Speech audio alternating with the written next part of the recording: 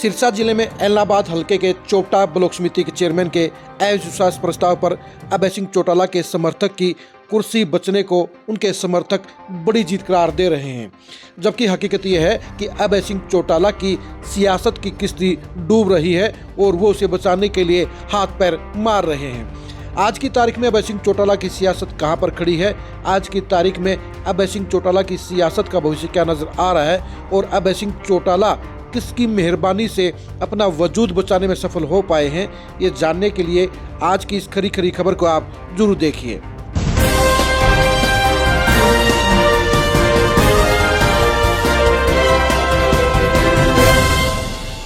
अभय सिंह चौटाला 2024 के चुनाव में 2 विधायकों के साथ अपनी पार्टी का अस्तित्व बचाने में जरूर सफल हुए हैं, लेकिन सबसे बड़ा सवाल ये है कि वो अपना वजूद बचाने के लिए किसकी शरण में गए, किसके पैर पकड़े और किसके कारण उनकी सियासत बची है। जाहिर सी बात है, बीजेपी के भीख ने ही अभय सिंह चौटाला की सियासत को बचाने का काम किया है। आप कहेंगे कि वो भीख कैसे है? भीख इसलिए है कि अभय सिंह चौटाला ने बीजेपी के बड़े नेताओं के साथ सेटिंग करते हुए सिरसा जिले में अपनी वजूद की लड़ाई को बचा लिया।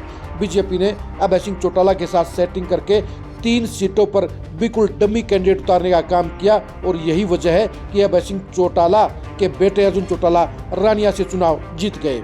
लेकिन रानिया में अभय सिंह चौटाला के बेटे को सिर्फ 43,000 वोट मिले हैं और उनके खिलाफ में 1 लाख से ज्यादा वोट पड़े हैं। यानी अगर बीजेपी रणजीत सिंह को रानिया से टिकट दे देती तो फिर अभय सिंह चौटाला के बेटे नंबर 3 पर भी जा सकते थे, क्योंकि निर्दलीय प्रत्याशी के तौर पर रणजीत सिंह को 36,000 वोट मिले हैं, जो सिर्फ 7,000 वोट ही अर्जुन चौटाला से कम है और यहाँ पर बीजेपी के प्रत्याशी को 15,000 वोट मिले हैं।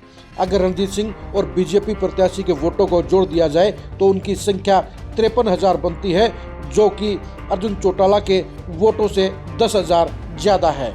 यानी अगर बीजेपी ने अभय सिंह चौटाला के साथ सेटिंग की नहीं होती तो उनके बेटे अर्जुन चौटाला पक्के तौर पर भारी मार्जिन से चुनाव जीत जाते। रानिया सीट पर लगभग 68% वोट अर्जुन चौटाला के खिलाफ पड़े हैं, जो दिखाता है कि यहाँ पर इनेलो की पोजीशन बेहद खराब है।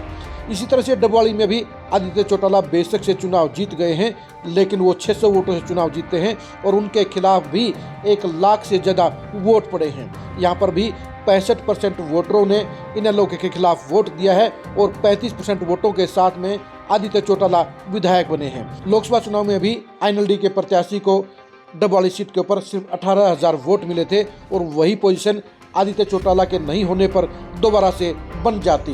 यानी बीजेपी की मेहरबानी से ही आईएनएलडी की दूसरी सीट डबवाली मिली है। अब बात करते हैं एलनाबाद की। एलनाबाद सीट के ऊपर अभय सिंह चौटाला 15,000 वोटों के भारी अंतर से चुनाव जीत गए हैं और यहाँ पर भी लगभग 1 लाख वोट अभय सिंह चौटाला के खिलाफ पड़े हैं। यानी अभय सिंह चौटाला को जहाँ 40% वोट मिले हैं, वहीं उनकी खिलाफत में 60% वोट पड़े हैं। ऐसे में उनके समर्थक इस बात का दावा कैसे कर रहे हैं कि अभय सिंह चौटाला सिरसा में मजबूत है?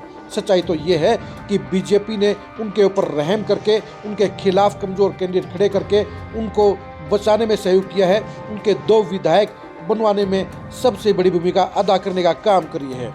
जहाँ तक चोपटा ब्लॉक समिति की बात है तो अभय सिंह चौटाला के समर्थक चेयरमैन ने 13 वोटों के साथ अविश्वास प्रस्ताव को गिराने में जरूर सफलता हासिल की है, जबकि हकीकत यह है कि चोपटा ब्लॉक समिति में 30 मेंबर हैं और अभय सिंह चौटाला को सिर्फ 13 मेंबरों का समर्थन हासिल है और 17 मेंबर उनके खिलाफ हैं। यानी अभय सिंह चौटाला के साथ में चोपटा ब्लॉक समिति में बहुमत नहीं है, वो जुगाड़ के साथ अविश्वास प्रस्ताव पर जरूर जीत गए हैं, लेकिन हकीकत यह है कि चोपटा में भी बहुमत उनके विरोधी पार्षदों का है। ऐसे में अभय सिंह चौटाला की मजबूती को कैसे सिद्ध किया जा सकता है, ये तो उनके समर्थक ही बेहतर बता सकते हैं। जबकि हकीकत यह है कि अभय सिंह चौटाला की सियासत गड्ढे में जा चुकी है।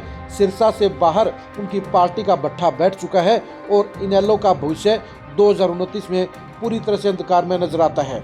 अगर 2029 में भी बीजेपी ने अभय सिंह चौटाला के साथ में सेटिंग नहीं की तो ऐसे में सिरसा जिले में भी अभय सिंह चौटाला का सफाया हो जाएगा। अभय सिंह चौटाला की दिक्कत सबसे बड़ी ये है कि उनके साथ में कोई भी वोट बैंक नहीं बचा है, क्योंकि बीजेपी ने जहां गैर जाट वोटरों के अपने साथ लामबंद कर लिया है, वहीं पर जाट वोटरों का भी 70% हिस्सा वो कांग्रेस के साथ में चला गया है। यही वजह है कि सिरसा जिले से बाहर निकलते ही अभय सिंह चौटाला और इनेलो दोनों ही डूबते हुए नजर आते हैं। और यही वजह है कि अभय सिंह चौटाला की इनेलो पार्टी के लिए 2029 का चुनाव बेहद खराब नजर आता है और बीजेपी की मदद से ही वो अपने आप को बचाने का काम कर सकते हैं। यानी अभय सिंह चौटाला की सियासत भतीजे दुष्यंत चौटाला की तरह इस समय बिल्कुल गर्दिश में चली गई है और उनकी वापसी की गुंजाइश ना के बराबर नजर आती है। आप अभय सिंह चौटाला की सियासत के बारे में क्या सोचते हैं, ये कमेंट करके जरूर बताइए। अभय सिंह चौटाला इनेलो को कहां तक सर्वाइव कर पाएंगे, ये भी कमेंट करके जरूर बताइए। अभय सिंह चौटाला के 2 विधायक क्या बीजेपी की मेहरबानी से नहीं जीते हैं, ये भी कमेंट करके जरूर बताइए। अभय सिंह चौटाला की सियासत का खात्मा कब होगा, ये भी कमेंट करके जरूर बताइए। अभय सिंह चौटाला की ब्रांड माटी, खरा माटी, रेरे मेटी कैसे खत्म होगी, कैसे रुकेगी, ये भी कमेंट करके जरूर बताइए। आप हमारे फेसबुक पेज को फॉलो कीजिए, आप हमारे यूट्यूब चैनल को सब्सक्राइब कीजिए। नमस्कार।